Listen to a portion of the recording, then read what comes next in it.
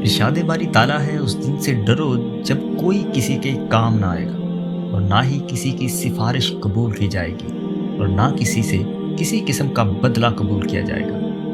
और इस दिन कोई किसी से कोई मदद हासिल नहीं कर सकेगा। नाज़रीन मोहतरम, क़यामत का दिन एक ऐसा होलनाक दिन होगा कि जिस दिन हमल वाली औरतों के हमल ज़ाया हो जाएंगे। उस दिन औलाद अपने माँ बाप को भूल जाएगी। उस दिन नफसा नफसी का ये आलम होगा कि हर इंसान को अपने हिसाब किताब की पड़ी होगी। उस दिन हर इंसान अपने अंजाम को पहुंचा दिया जाएगा। नाज़रीन मोहतरम, हर मुसलमान का अकीदा है कि उसने मरने के बाद दोबारा ज़िंदा होना है और क़यामत के दिन अपने अमाल का बदला लेना है।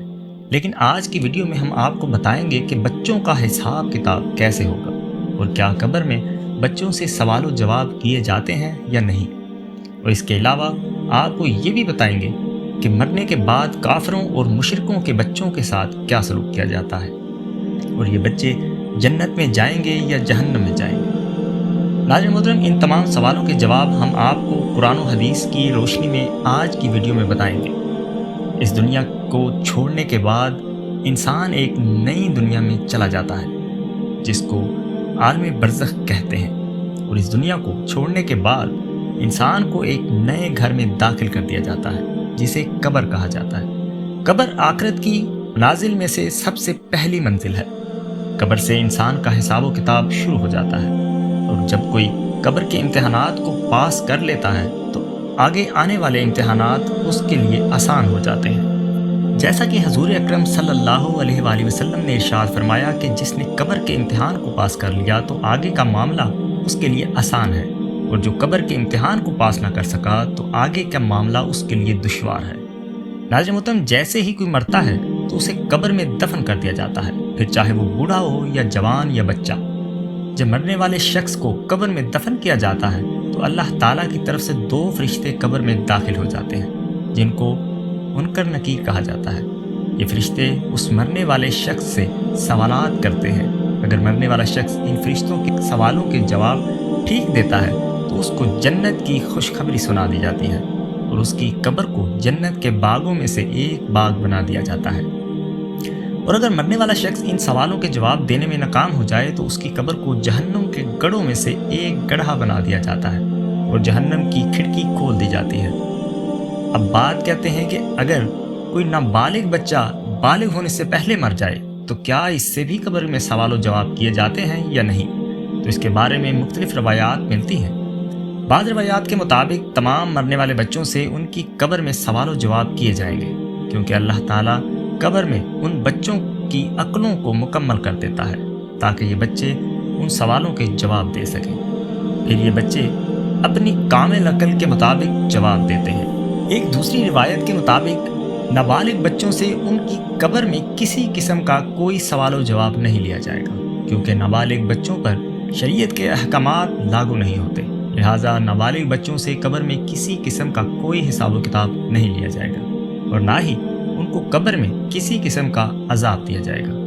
नाज़रीन मोहतरम, अब बात करते हैं उन नाबालिग बच्चों की जो किसी मुशरिक या काफिर के घर में पैदा हुए और बालिग होने से पहले ही मर गए। तो क्या इन बच्चों से भी कब्र में हिसाब किताब लिया जाएगा और क्या इन बच्चों को भी काफिरों की तरह दर्दनाक अजाब दिया जाएगा। तो इसके बारे में हदीस पाक में आता है, जैसा कि हज़रत अब्दुल्ला बिन अब्बास रज़ी अल्लाह तआला अन्हु से रिवायत है कि जब आप सल्लल्लाहु अलैहि वसल्लम मुशरिकीन और काफिरों के बच्चों के बारे में सवाल किया गया तो हजूर अकरम सल्लल्लाहु अलैहि वसल्लम ने इरशाद फरमाया कि जब अल्लाह तबारक ताला ने इन बच्चों को पैदा किया तो अल्लाह ताला खूब जानता था कि इन बच्चों के बड़े होकर क्या करना है।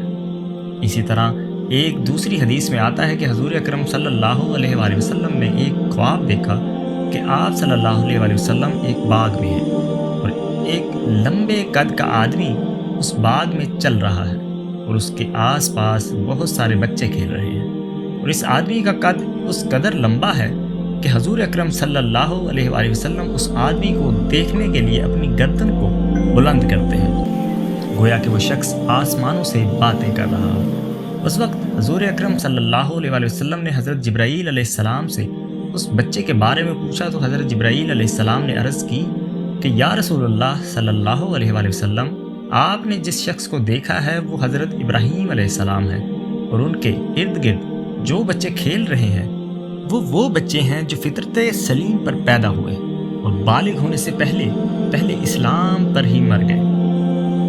یعنی جب کوئی بچہ پیدا ہوتا ہے تو فطرت سلیم یعنی اسلام پر ہی پیدا ہوتا ہے، اور اگر وہ بچہ بالغ ہونے سے پہلے مر جائے تو فطرت سلیم یعنی اسلام پر ہی مرا۔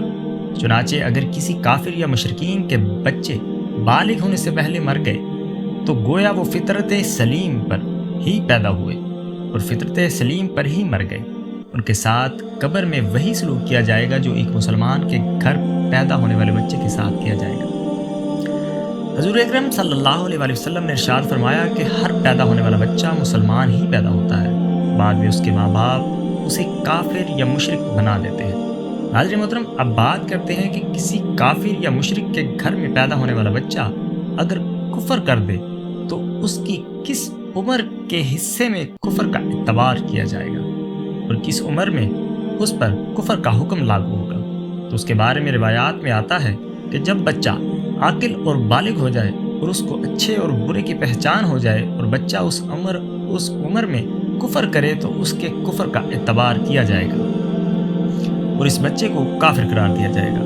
اور بعض علماء کرام بیان فرماتے ہیں کہ اگر کوئی بچہ 7 سال کی عمر میں کفر کرتا ہے تو اس کے کفر کا اعتبار کیا جائے گا۔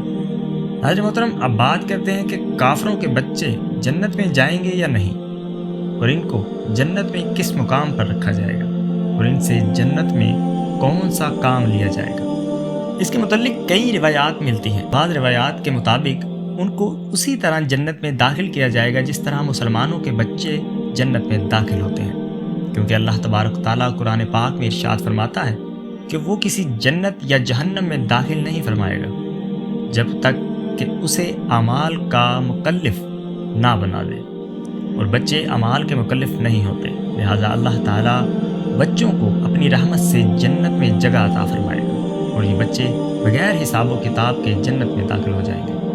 اور بعض روایات میں آتا ہے کہ کافروں یا مشرکوں کے بچے جنت میں تو داخل ہوں گے لیکن یہ بچے مسلمان بچوں کے خادمین میں سے شامل ہوں گے اور ان کو مسلمان بچوں کی خدمت پر مأمور کیا جائے گا۔